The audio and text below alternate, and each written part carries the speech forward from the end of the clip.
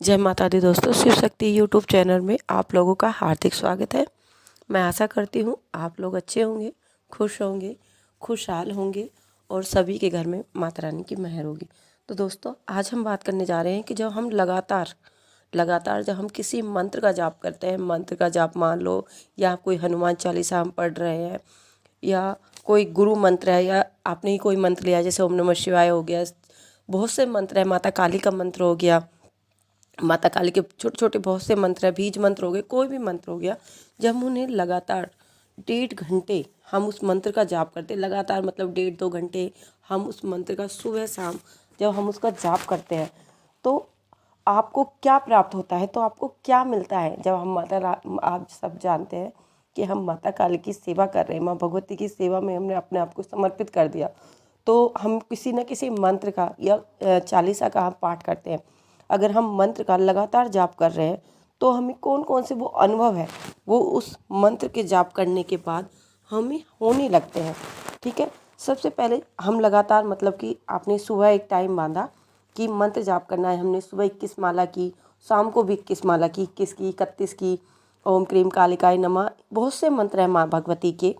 उनकी गिनती नहीं है, हर कोई अपने मंत्र अपने अनुसार करता है। ठीक है, आप सुबह शाम मंत्र कर रहे हो, आपने सुबह 31 51 माला की और शाम को भी 51 माला की, तो आपके अंदर क्या परिवर्तन आप फील करते हो, आपके अंदर क्या चेंजेस आते हैं। तो आज मैं आप लोगों को वही बात बताने जा रही हूँ। अगर आप लोगों के साथ भी ये सब कुछ हो रहा है तो जो आपका मंत्र वो धीरे धीरे सिद्ध होने जा रहा है। ठीक है, तो सबसे पहले आप अगर सुबह शाम मंत्र का जाप करते हैं तो जो आपकी कुंडलानी शक्ति होती है, जब आप डेली ये काम करोगे, आपने एक रूटीन बना लिया सुबह शाम,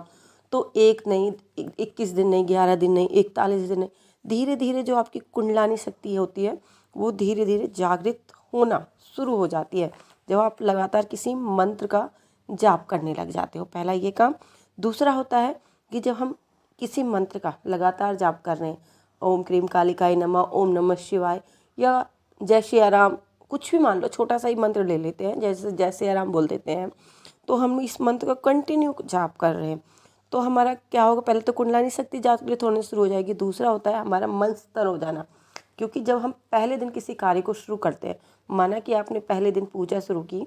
और आपने माला जाप किया, पूजा करते हो डेली, मगर आप मंत्र का जाप करना आपने पहले दिन किया, मगर जब आप पहले दिन करोगे तो आपका दिल नहीं लगेगा, आपका मन में इधर उधर के विचार आते रहेंगे। मगर जैसे जैसे हम उस मंत्र का उच्चारण हम डेली करते रहते हैं, जो हमारा मन है जो इधर उधर भटकता है वो स्थिर होता चला जाता है, वो एक जगह रुक जाता है, उसमें स्थिरता आ जाती है और हमारा जो मन होता है वो उस मंत्र में अपने आप को रमाने लगता है। ठीक है,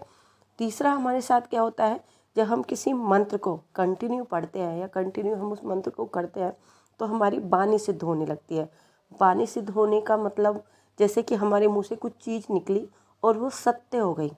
जैसे आपने कोई आशा की कि हे भगवान मेरा ये कार्य पूर्ण हो जाए, मेरा ये कार्य संपूर्ण हो जाए, या उस मेरी ये जो दिक्कत है ये उस टाइम तक ख़त्म हो जाए, और वो सब चीज़ें आपके साथ होना शुरू हो जाती हैं जब आप लगातार एक मंत्र का जाप करते हो। तो यह सारे कार्य आपके अपने आप ही होने लगते हैं। ठीक है, और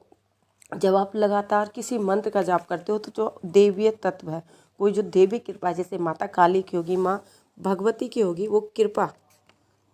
कृपा आप लोगों पर आने लगती है, आपको कृपा मिलने लगती है, देवीय तत्व आपके चारों तरफ जागृत होना शुरू हो जाते हैं। ठीक है, जब आप लगातार किसी मंत्र का जाप करते हो।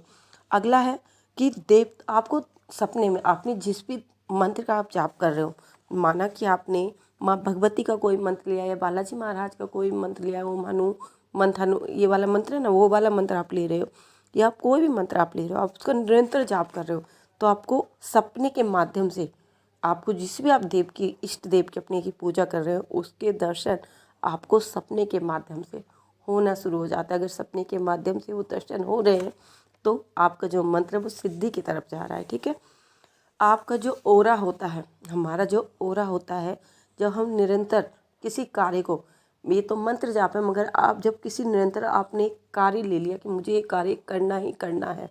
तो जो आपकी ओरा होता है, आपका जो ओरा होता है वो धीरे धीरे मजबूत होना शुरू हो जाता है। उसमें एक मजबूत, कहते हैं कठोरता मजबूत आने लगती है, उसमें वो मजबूत होने शुरू हो जाता है। ठीक है, अगर आप उसे निरंतर करते हैं, आपकी जो आँखों का तेज होता है, आपकी आँखों का तेज बढ़ने लगता है। जब आप निरंतरता किसी मंत्र का आप जाप कर रहे हो तो आपकी आँखों का तेज है वो बढ़ने अपने आप ही बढ़ने लग जाता है। आपका शरीर,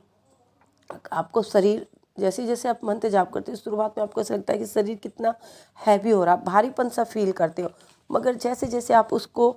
अपने अंदर रमाना शुरू कर देते हो ना, उस मंत्र में खोना, मंत्र मुग्ध होना शुरू हो जाते हो, वैसे वैसे आप क्या फील करते हो कि जो आपका शरीर है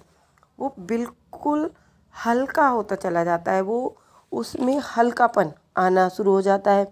ठीक है, और जब आप मंत्र जाप करते हो तो ऐसा लगता है जैसे आप ज़मीन से ऊपर की तरफ उठ रहे हो,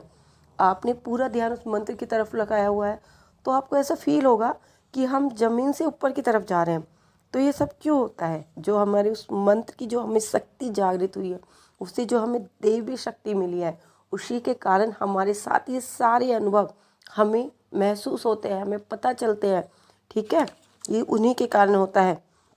और हमें सूक्ष्म चीज़ें दिखाई देती हैं, मतलब सूक्ष्म चीज़ें दिखाई देना शुरू हो जाती है। हमें ना अनुभव होने लगता है कि हम किसी के फेस को देखकर या किसी के ऊपर हम देखकर हम उसे, हमें पता नहीं अपने आप ही फील होने लगता है। किसी के ऊपर अगर नेगेटिव एनर्जी है ना, तो हमें पता चल जाता है इसके ऊपर कुछ ना कुछ तो व्याध है, कुछ ना कुछ दिक्कत है इसको, हमें वो सब चीज़ें दिखाई देने लगती है। हमको अपनी ज़िंदगी में आने वाली कुछ बातों का अनुभव अपने आप होने लगता है कि हमारी लाइफ में ये स्ट्रगल आने वाला है, उसके साथ वो होने वाला है। ये सब चीज़ें हमारे साथ होना क्या हो जाता है, एक नॉर्मल ही हो जाता है। जब हम किसी भी चीज़ में किसी भी देवी को अपने अपने आप को समर्पित करते हैं तो ये सारे अनुभव उस व्यक्ति के साथ होने लगते हैं। और जो हमारी दिव्य दृष्टि होती है, जब हम निरंतरता